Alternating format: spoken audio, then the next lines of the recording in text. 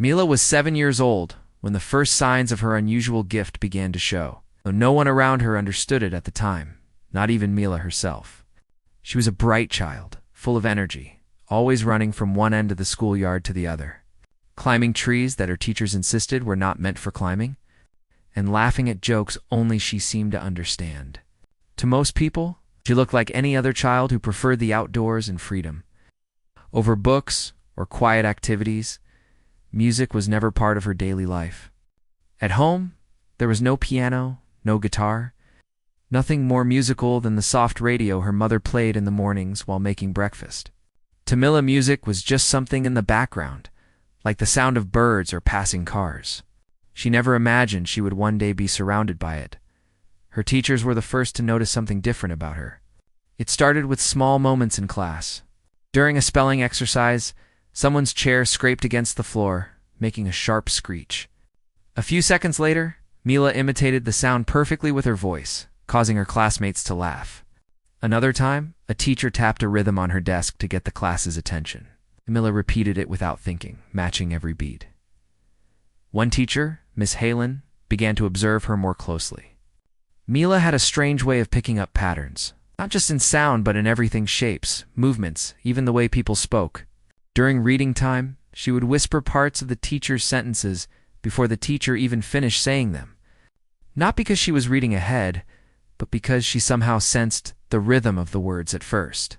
The teachers simply thought she was playful. But as the weeks went by, they realized her instincts went far beyond playful mimicry. She had an unusual sensitivity to sound. If a pencil fell, she could tell exactly where it landed without looking. If someone hummed a tune she had never heard before, she could hum it back perfectly after only a few seconds. One afternoon, while students waited for their parents, the classroom piano was left uncovered. It was an old wooden upright with chipped corners and keys that were no longer pure white but slightly yellowed from years of use. Most of the children were more interested in their snacks or talking with friends. But the moment Mila walked past the piano, she paused. She didn't touch it at first. She only stood there, listening. The classroom was noisy chairs, sliding, children laughing, papers rustling, but somehow, beneath all that, she sensed the silent presence of the instrument. Without thinking, she reached out and pressed a single key. The note rang out softly, almost lost in the room's chatter. She pressed it again, then another, and another. A gentle, clumsy tune emerged, though Mila didn't know what she was doing. She wasn't following any lesson or copying anything she had heard. She was simply reacting to the sound, moving from one note to the next, as naturally as she took steps when walking. At the other end of the room, two teachers stopped talking and turned. They watched her carefully, trying not to interrupt. Children pressed random keys all the time, but this was different. Mila's fingers moved with purpose, even though she didn't seem to realize it. She tilted her head as she played, as if trying to understand something only she could hear. When she noticed the teachers watching, she quickly pulled her hands back and stepped away, her cheeks warming with embarrassment. She thought she had done something wrong. "It's all right," one teacher said gently. "You can keep playing if you want." Mila shook her head and hurried to pack her things. She didn't want attention. She didn't think she had done anything special. To her, she had simply been exploring a sound the way she explored everything else. That evening, the teachers discussed what they had seen. They agreed it might be worth encouraging her to try real lessons. She clearly had a natural connection to sound, even if she didn't understand it herself. A week later, her mother received a polite note from the school suggesting after-school piano lessons. Her mother was surprised. "My daughter?" she said, puzzled. "She doesn't even sit still long enough to finish dinner." But the teachers insisted it might help her focus and give her a creative outlet. They spoke highly of her sensitivity to sound. Though they avoided calling it a talent, they didn't want to pressure her when her mother brought up the idea at home. Mila wrinkled her nose. "Piano. That's boring." She pictured hours of sitting in front of a giant wooden box while someone told her what to do. She hated sitting still.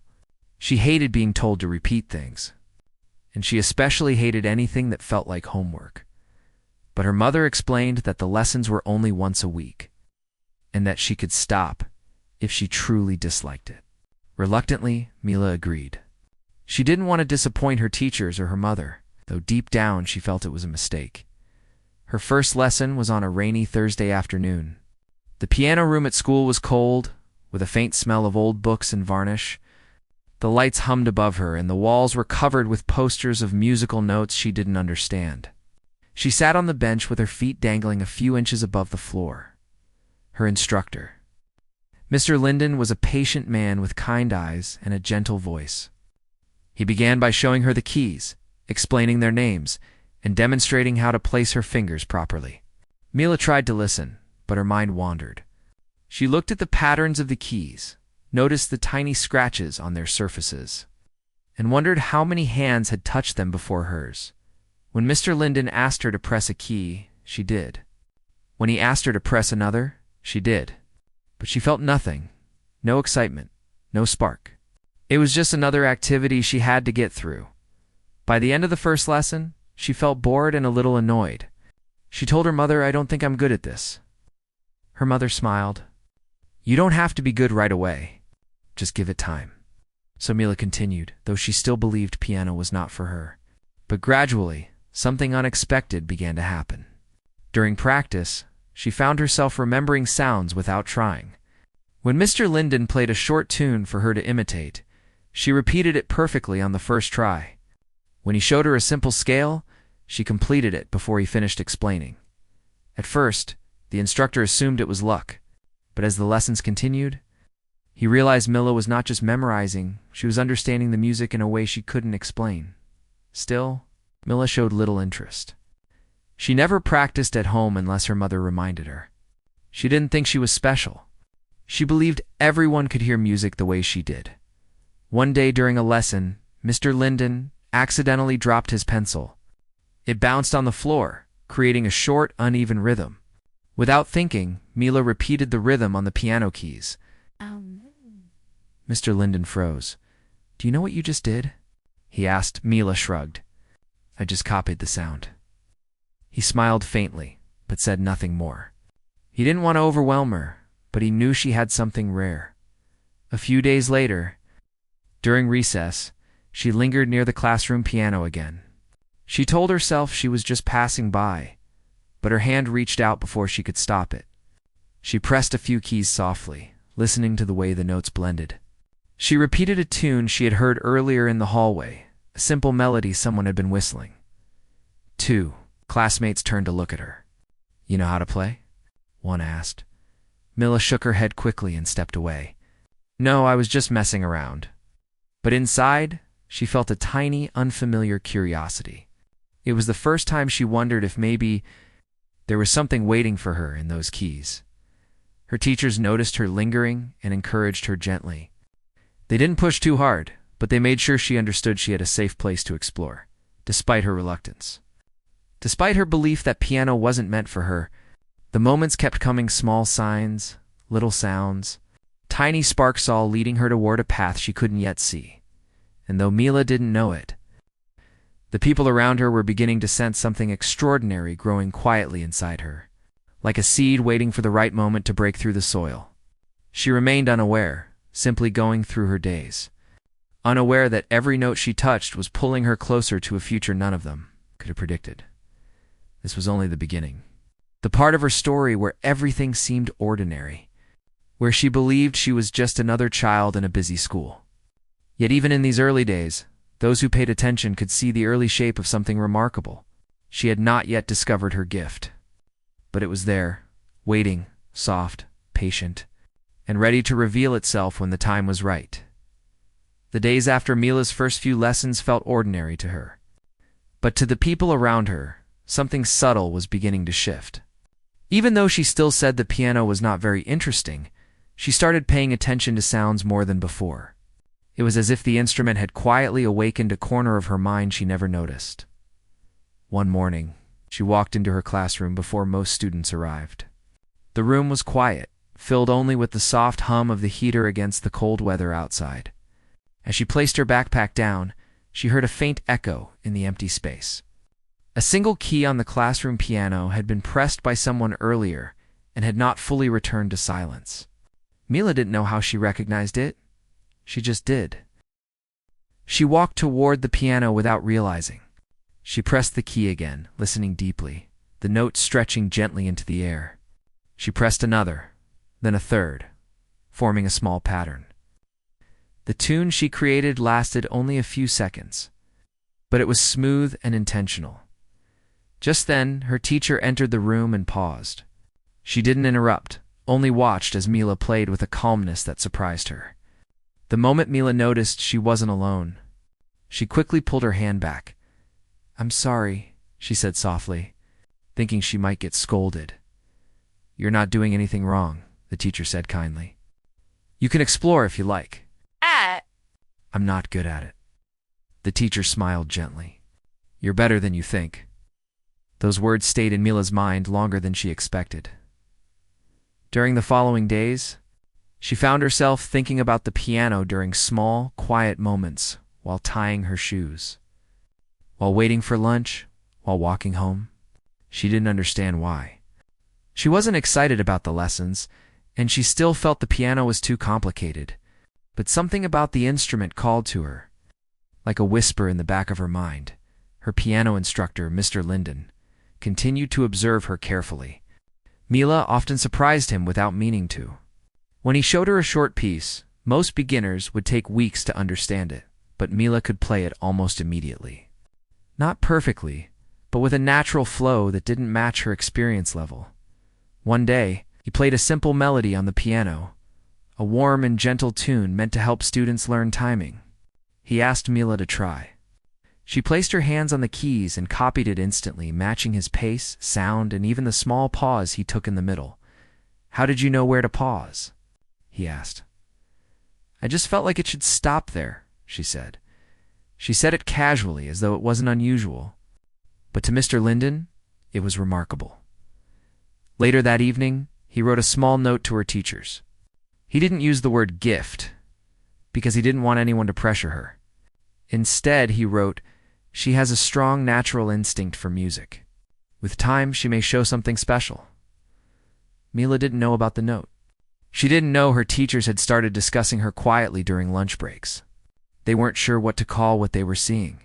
They only knew that she had something uncommon, but Mila still felt like she was doing nothing unusual. To her, playing the piano was like touching the bark of a tree or skipping stones on water. It was just another small part of her day. One cold afternoon after school, she waited for her mother to pick her up. Most students had already left, and the hallway felt long and empty. A janitor passed by, humming a tune she had never heard. The melody was short and uneven, and it echoed softly in the hall. Without thinking, Mila hummed the tune back almost perfectly. The janitor stopped and looked at her with a little surprise. "You heard that?" She nodded. "I only hummed it once," he said with a chuckle. "I know," Mila replied shyly. "It just stayed in my head." He smiled, but said nothing more. Mila continued humming it softly as she walked outside to wait. Her mother noticed her humming when she got into the car. "You seem happy today," she said. "I'm not happy," Mila replied honestly. "I just heard something nice." Her mother raised an eyebrow, but didn't press for details.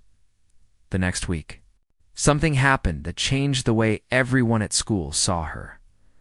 During lunch, a small group of students gathered around the classroom piano.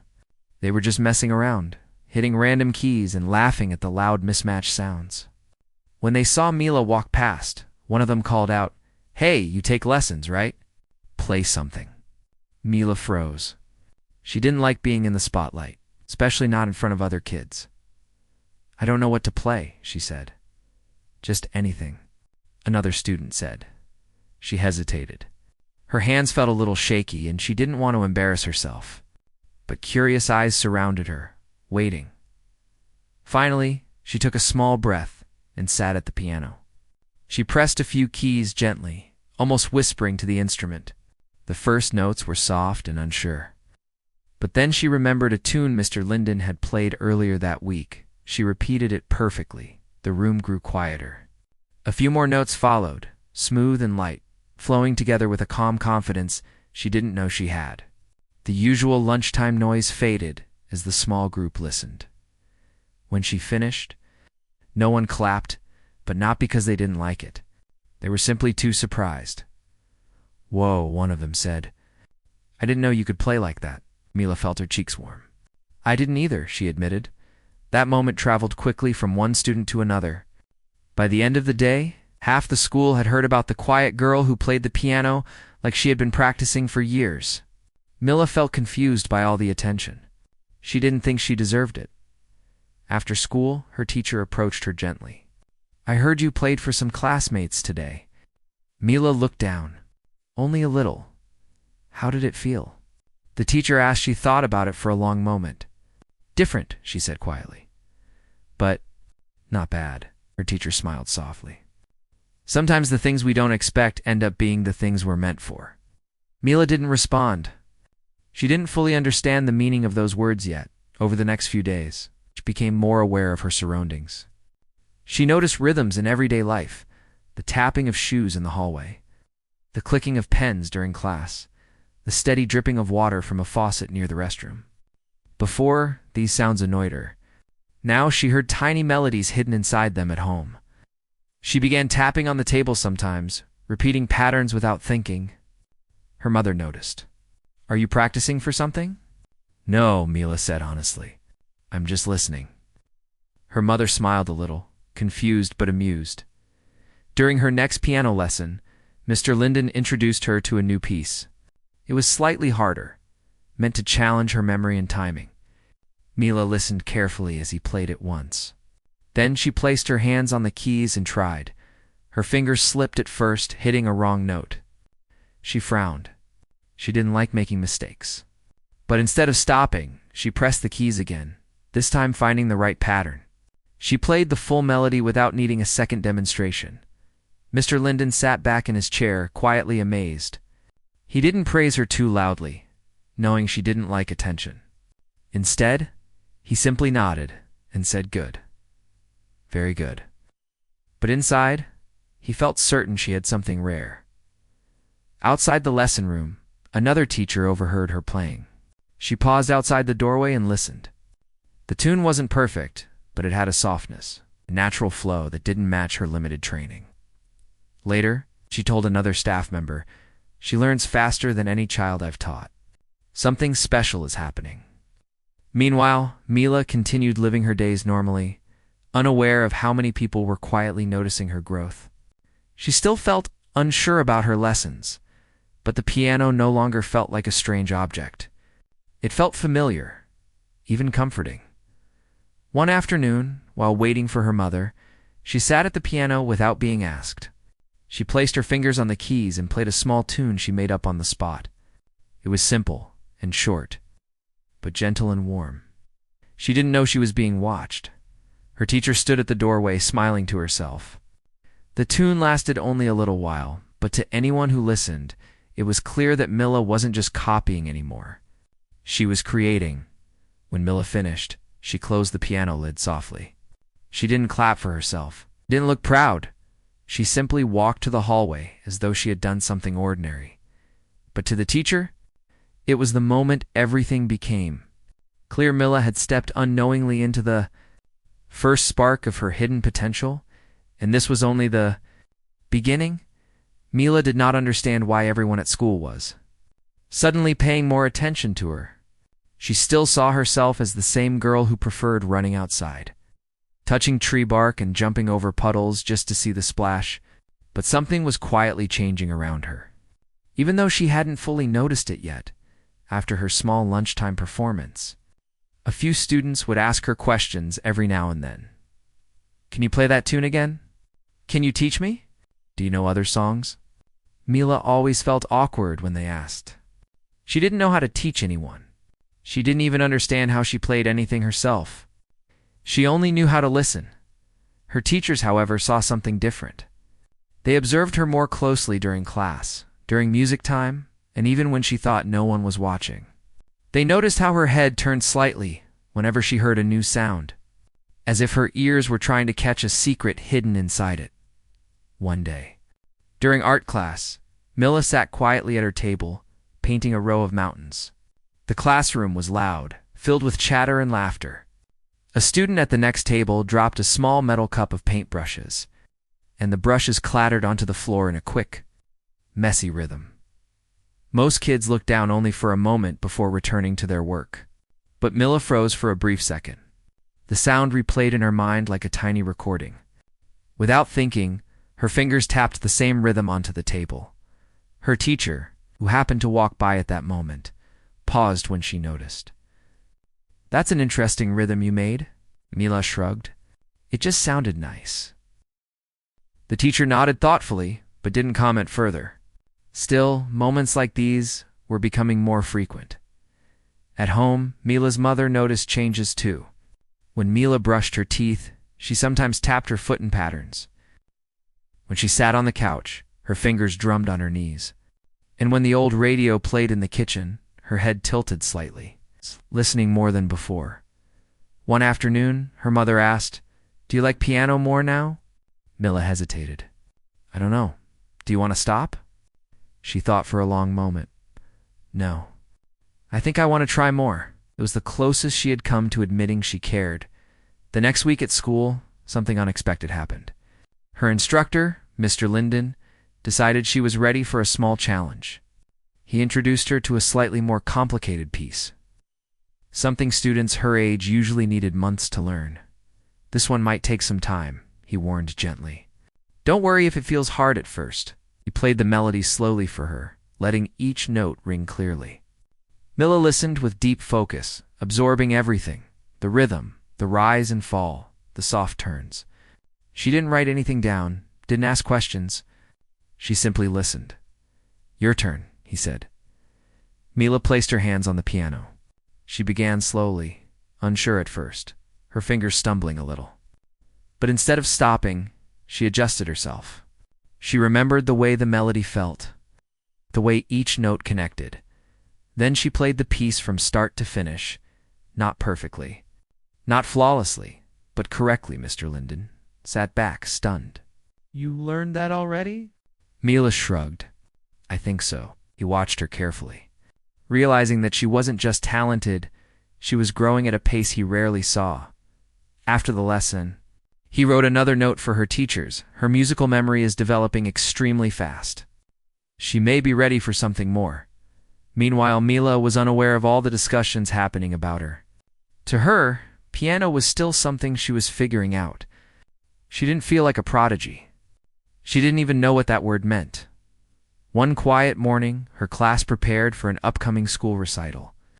It wasn't a competition, just a simple event where students could show the skills they had learned. Some practiced singing, others practiced recorders or small percussion instruments. When the teacher noticed Mila watching from the side, she approached her gently. "Would you like to play the piano at the recital?" Mila's eyes widened. "Me? Why?" "Because you have something beautiful to share." The idea of performing scared her. She imagined standing in front of a crowd, lights shining, eyes staring, people whispering. The thought made her stomach tighten. But the teacher didn't pressure her. She simply said, "Think about it.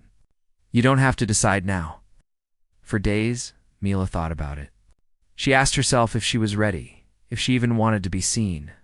But every time she touched the piano, something inside her felt steady, calm, like the world grew softer. Finally, she told her teacher, "I'll try."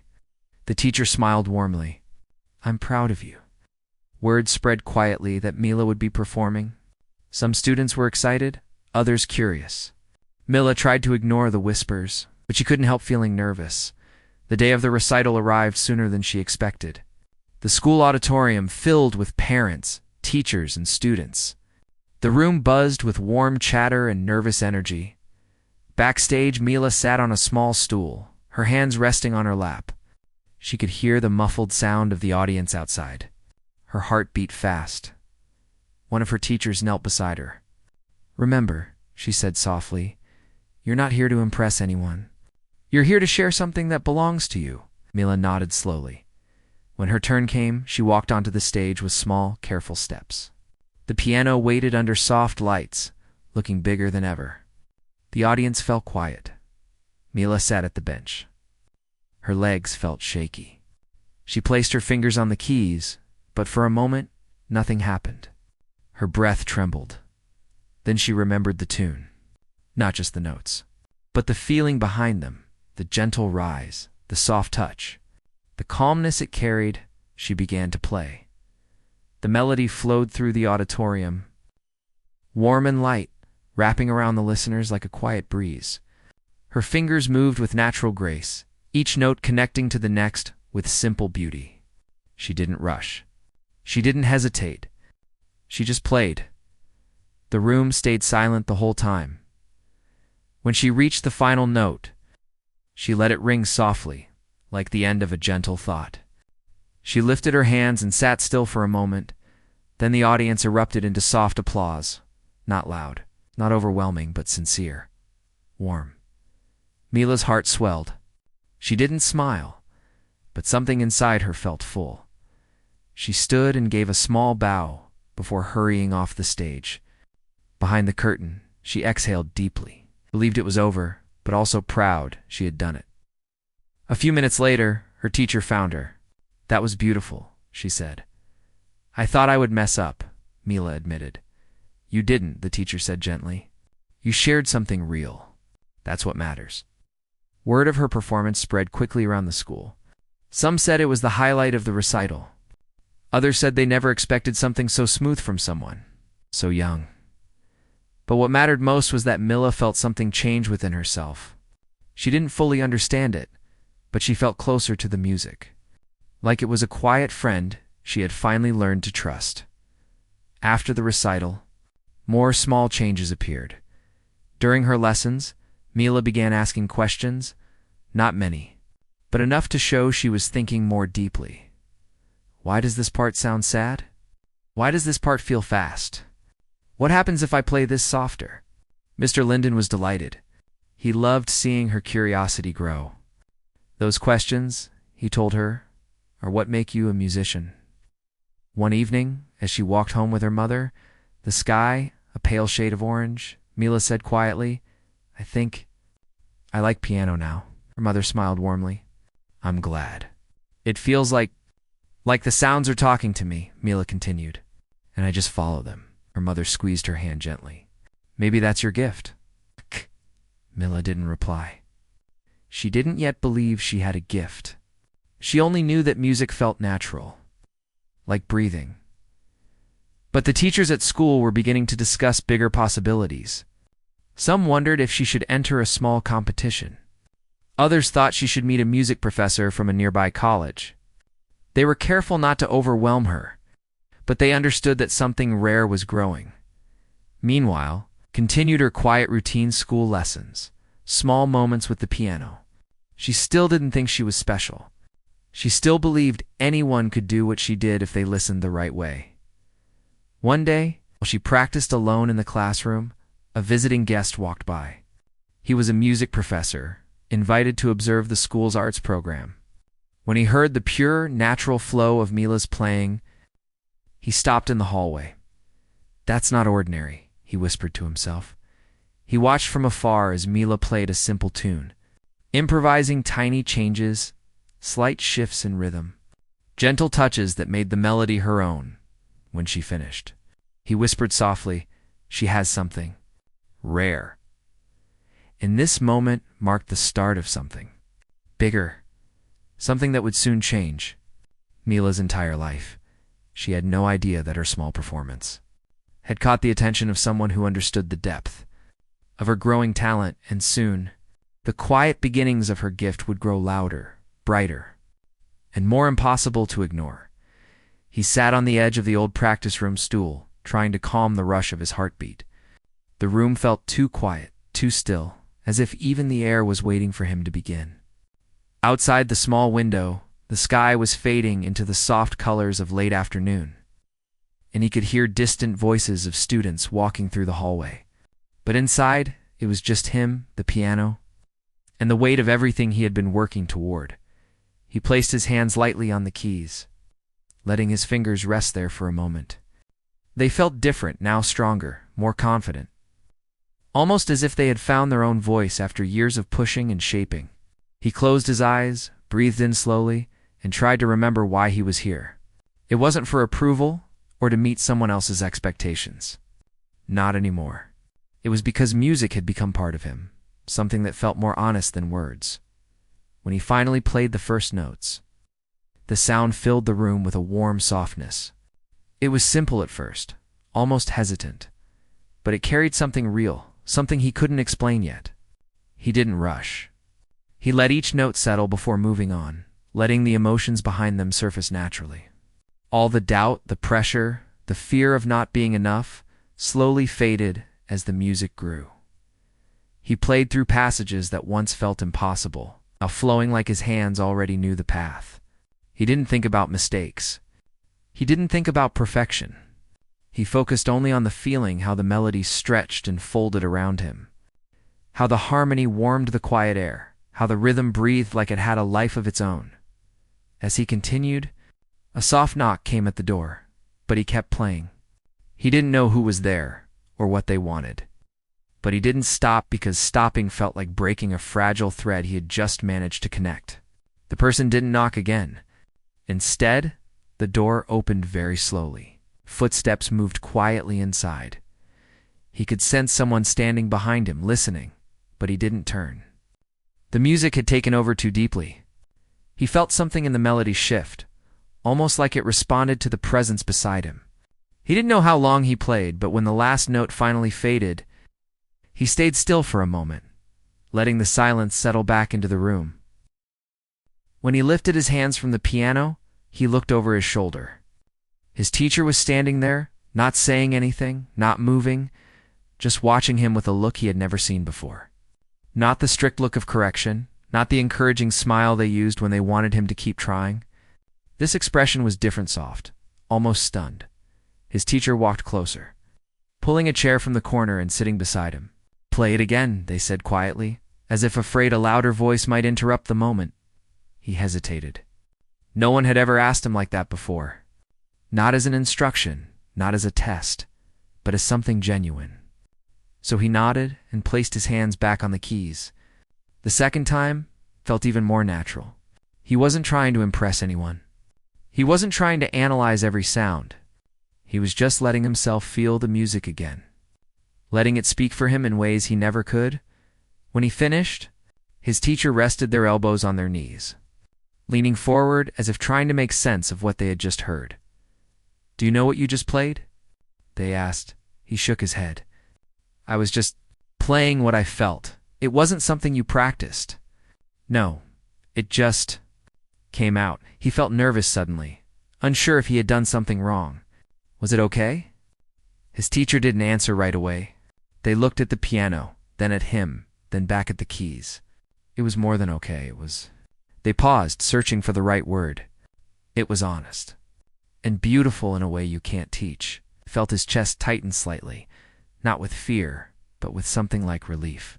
For years, he had tried so hard to meet expectations, to perform pieces exactly as written, to follow every instruction perfectly. But this came from a place he didn't even know he could reach. "Do you know what makes a musician truly great?" his teacher asked. He didn't respond. He wasn't sure he knew. It's not just skill. Skill comes from practice. It's not just discipline that's important, but not enough. What makes someone special is the ability to feel music so deeply that it becomes part of them. Most people take years to find that, and many never do. His teacher rested a gentle hand on the piano lid. But you found it without even trying. He didn't know what to say. No one had ever spoken to him like that before. He felt both grateful and overwhelmed. His teacher stood up and walked toward the window, staring outside for a long moment. "I always believed you had talent," they said softly. "But this is different. This is rare. And if you're willing, I think you can do something extraordinary with it." He felt a strange mix of excitement and fear. He had never seen himself as someone who could do something extraordinary. He had always just tried to do his best, nothing more. But hearing it said aloud made him feel something shift inside, a small spark of belief he didn't know he needed. "I want you to join a special program," his teacher continued. "It's not like the normal lessons. It's for students who show a deeper connection to music. The expectations will be higher, and the work will be harder. but I think you're ready for it. He felt his breath catch. Do you really think I can? I don't think I know. The words settled over him like a warm blanket. For so long, he had questioned whether he was good enough, whether the pressure others put on him was justified. And now, someone who understood music deeply was telling him he had something real, something rare. He nodded slowly. Okay, I'll do it. His teacher smiled, not the usual smile, but one filled with pride. Good. We'll start tomorrow. Taking a slow breath. But before you go home today, I want you to remember something important. He looked up, waiting, no matter how far you go or how many people hear your music. Never lose this, they pointed toward his chest, the part of you that plays because it feels true. That's where your gift lives. And if you keep that, you'll never lose your way. He nodded again, letting the words sink deep inside. As he packed his things and left the room, he felt different. Not completely sure of himself, not suddenly fearless, but stronger in a quiet way. The hallway felt brighter, the air lighter. He walked slowly, thinking about everything that had just happened. For the first time, he wasn't playing because someone pushed him. He wasn't trying to prove anything. He wasn't trying to meet expectations. He was playing because he wanted to, and that changed everything. As he stepped outside, the late afternoon light brushed against his face. He felt a calm excitement, a gentle hope he hadn't felt before. He didn't know where this new path would take him, but he was ready to follow it because something inside him had awakened. It wasn't going back to sleep. He woke up earlier than usual that morning, long before the sun had fully risen. The quiet of the house felt different, almost like it was holding its breath along with him. He sat on the edge of his bed for a moment, letting the stillness settle in as he tried to prepare himself for the day ahead. It wasn't a competition day or a recital. It wasn't anything the world would call big. But to him, it felt important in a way he couldn't explain. He stretched his hands slowly, rolling his fingers the way his teacher had shown him. They felt steady, warm, familiar. Sometimes he still couldn't believe how far they had taken him. When he thought back to the younger version of himself, the kid who didn't even want to play the piano, who thought music was just another activity adults expected from him, he almost laughed. If someone told him then that he would one day feel at home on the piano bench, he wouldn't have believed it. But now, sitting in the early morning light, he knew things had changed. Not suddenly, not all at once, but step by step, practice by practice, moment by moment. And now he was walking into a future he never saw coming. He got ready quietly and grabbed his bag, making sure the small notebook where he wrote his ideas was tucked inside. Then he walked out of his room, down the hallway, and into the kitchen where his mother was making breakfast. She turned when she heard him and smiled softly. "You're up early," she said. He nodded. "I couldn't sleep." She didn't ask why. She didn't have to. She had seen every moment of his journey, the days of doubt, the days he wanted to quit, the days he shined, the days he surprised them all. She placed a warm plate in front of him and sat across from him. "Your teacher called me last night," she said gently. He looked up. "About today?" She nodded. "They said a lot of important people will be there. People who can help you, if it's something you want." He pressed his lips together, not sure what to say. He wasn't afraid, exactly. He just felt the weight of everything his teacher's faith in him, the hope in his mother's eyes, the expectations he didn't ask for but somehow found himself carrying. "Do you want this?" his mother asked quietly. He looked at his hands. "I think so. I think I finally do." She reached across the table and took his hand, giving it a small squeeze. "Then that's enough. You don't have to prove anything. Just be yourself. Play the way you always play, with heart. That's what got you here." He nodded slowly, feeling the warmth of her words settle his nerves a little.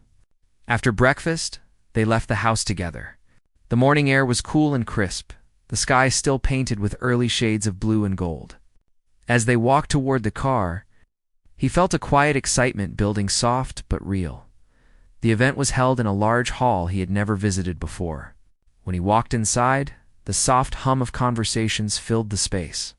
Musicians, teachers, organizers, and even a few well-known performers were scattered across the room. It all felt a bit overwhelming. But his mother's hand on his shoulder kept him grounded. His teacher spotted him immediately and walked over, smiling with a mixture of pride and relief. "I'm glad you're here," they said. "Are you ready?" He took a deep breath. "As ready as I can be," his teacher nodded. "Good. Remember what we talked about? Don't try to impress anyone. Just play honestly."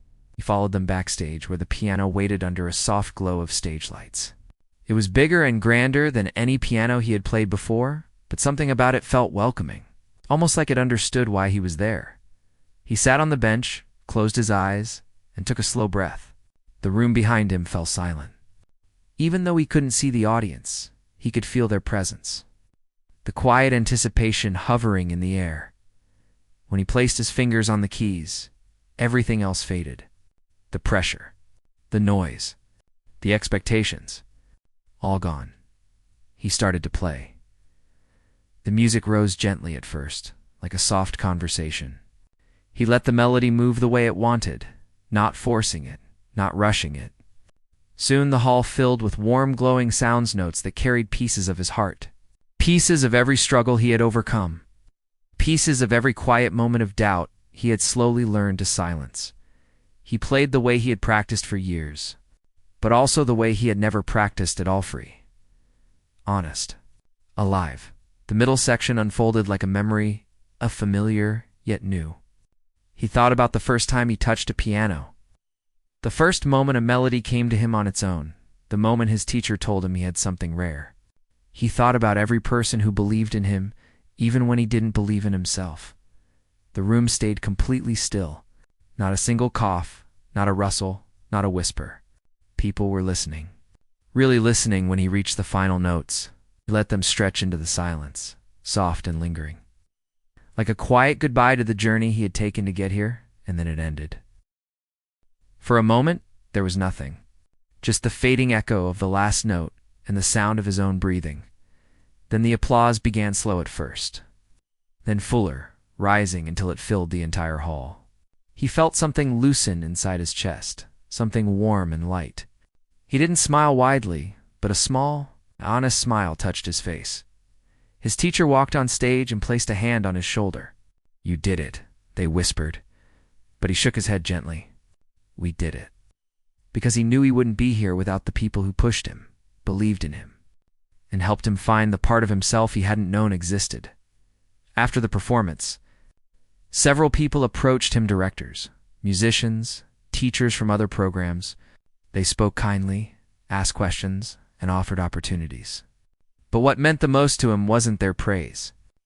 It was the look on his mother's face, the pride shining gently in her eyes. She hugged him tightly. "You played beautifully," she whispered. He hugged her back. "Thank you for not giving up on me." "You did the hard part," she said softly. "You found your voice." The rest of the day passed in a warm blur of conversations and congratulations. But when everything was over and they walked back to the car, he felt something calm and steady inside him, something he had never felt before. A quiet confidence, a sense of belonging, a feeling that he was walking toward a future he was finally ready for. That night, before going to bed, he sat at the small piano in his room, not to practice, not to prepare for anything, just to play.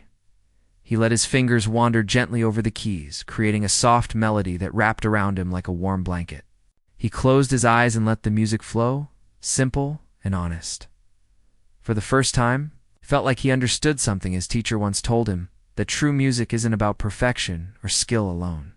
It comes from a deeper place, a place inside that only reveals itself when you stop trying to be impressive and start trying to be real. This was his real. He smiled softly as he continued to play, knowing the journey wasn't ending here. In many ways, it was just beginning. And unlike before, he wasn't afraid of what came next. He was ready. Ready to grow. Ready to learn. Ready to follow the path music had opened for him. Ready to step into a future never thought he would want, but now couldn't imagine living without.